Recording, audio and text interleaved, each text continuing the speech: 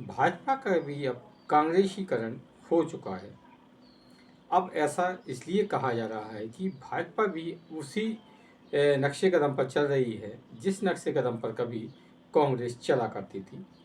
सत्ता में रहकर भाजपा ने अब पूरी तरह से सत्ता को आत्मसात कर लिया है और अब वो साम दंड भेद हर तरीके के तब अपनाकर अपनी सत्ता को बरकरार रखना चाहती है। संजय एक्सप्रेस न्यूज में मैं संजय शंकर गुप्ता आपका स्वागत करता हूं। चैनल को सब्सक्राइब कर बेल आइकन को प्रेस करें। वीडियो को लाइक एवं शेयर अवश्य करें। भारतीय जनता पार्टी का भी अब कांग्रेसीकरण हो चुका है। जिस तरह से कांग्रेस पार्टी गांधी परिवार के इर्द गिर्द ही घूमती है और कोई भी अध्यक्ष कोई भी रहे, लेकिन कांग्रेस पार्टी को चलाता गांधी परिवार ही है। पहले ये पार्टी को सोनिया गांधी चलाती रही, उसके पहले राजीव गांधी, इंदिरा गांधी, पंडित जवाहरलाल नेहरू और अब राहुल गांधी कांग्रेस पार्टी को चला रही है। भले ही व्यवहार में अध्यक्ष मल्लिकार्जुन खड़गे हैं, लेकिन कांग्रेस जो की राजनीति दशा दिशा जो है वो सब गांधी परिवार ही तय करता है। अब भाजपा की बात करते हैं तो भाजपा भी इस समय और वाजपेयी और अडवाणी की समय की भाजपा में बहुत फर्क आ गया है। यानी कि भाजपा अब एक एक धुरी के इर्द गिर्द घूम रही है। यानी कि भाजपा इस समय मोदी और अमित शाह के इर्द गिर्द ही घूमती है। बिना इनकी मर्जी के पार्टी में पत्ता भी नहीं हिलता है। अब इस समय चर्चाएं हैं कि भारतीय जनता पार्टी का अगला राष्ट्रीय अध्यक्ष कौन होगा। इस बात को लेकर चर्चाएं गर्म हैं। तो और यहाँ तक सोशल मीडिया पर और वैसे भी खबरें हैं कि इस बार भाजपा का अध्यक्ष आरएसएस तय करेगी, यानी कि आरएसएस के पसंद का होगा। लेकिन भाजपा की राजनीति को अच्छे से जानने वाले और समझने वाले ये बात अच्छी तरह से जानते हैं कि भाजपा में इस समय वही होगा जो मोदी और अमित शाह चाहेंगे। तो एक बात तो स्पष्ट है कि बिना मोदी और अमित शाह की सलाह के बिना आरएसएस भी किसी भी नाम को आगे नहीं बढ़ा पाएगा।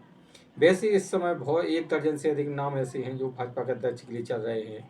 उनमें सबसे नाम है शिवराज सिंह चौहान, वसुंधरा राजे, संजय जोशी, और ऐसे बहुत सारे नाम हैं कि जो भाजपा के अध्यक्ष के लिए चल रहे हैं।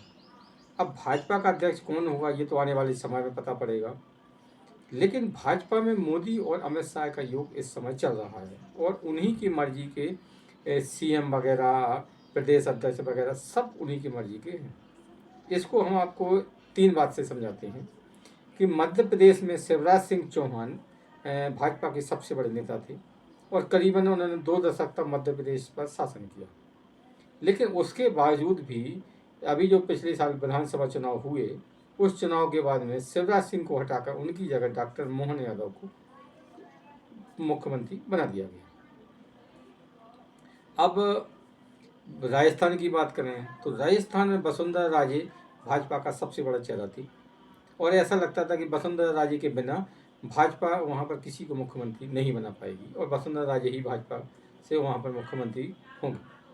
लेकिन मोदी और अमित शाह की जोड़ी ने बुक कर दिखाया, जो कि राजस्थान में कोई सोच नहीं सकता था। उनकी जगह पर वसुंधरा राजे की जगह पर किसी और को मुख्यमंत्री बना दिया, यानी कि शर्मा जी को मुख्यमंत्री बना दिया।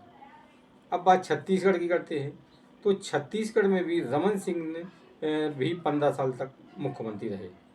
ये बात अलग है कि पिछला चुनाव उनके नेतृत्व में पार्टी हार गई थी। तो रमन सिंह के नेतृत्व में जब पार्टी हारी, 5 साल बाद फिर चुनाव हुए और रमन सिंह के नेतृत्व में ही भाजपा फिर से सत्ता में वापस आई। लेकिन इस बार रमन सिंह की जगह फिर किसी नए चेहरे को मुख्यमंत्री बना दिया गया। यानी कि राज्यों में जो स्थापित नेता थे, बड़े नेता थे, उनको एक झटके में ही हटाकर उनकी जगह पर किसी नए चेहरे को राज्यों की कमान सौंप दी गई। और ये मोदी और अमित शाह के युग में ही मुमकिन हो सकता है। हरियाणा में भी ऐसे ही होगा। हरियाणा के चुनाव के एंड टाइम पहले वहाँ के मुख्यमंत्री हटाकर नायब सिंह सैनी को मुख्यमंत्री बनाया गया और अब वर्तमान में नायब सिंह सैनी ही मुख्यमंत्री हैं। यानी कि इस समय जो भाजपा है वो पूरी मोदी और अमित शाह के इर्द गिर्द ही घूम रही है। तो ऐसे में आरएसएस भी नहीं चाहेगी कि जब अब भाजपा अपने स्वर्ण युग में चल रही है, यानी कि सफलता के शिखर पर है। मोदी और शाह के नेतृत्व में ही पहली बार भाजपा को 2014 में स्पष्ट बहुमत मिला था। उसके बाद दोबारा 72 को मिला। ये बात अलग है कि तीसरी बार पार्टी बहुमत से चूक गई, लेकिन फिर भी इस समय मोदी सरकार अच्छी खासी सरकार चल रही है। ऐसी भी चर्चाएं हैं कि संघ से मोदी की मुलाकात के बाद में मोदी जी को हटाकर योगी को प्रधानमंत्री बनाया जा सकता है और ये मोदी जी को राष्ट्रपति बनाया जा सकता है। लेकिन फिलहाल इस समय की जो परिस्थितियां हैं उनमें अभी फ़िलहाल तो कुछ भी बदलाव होने वाला नहीं है, यानी कि मोदी 2029 तक प्रधानमंत्री रहेंगे, योगी 2027 तक यूपी में ही रहेंगे, है ना।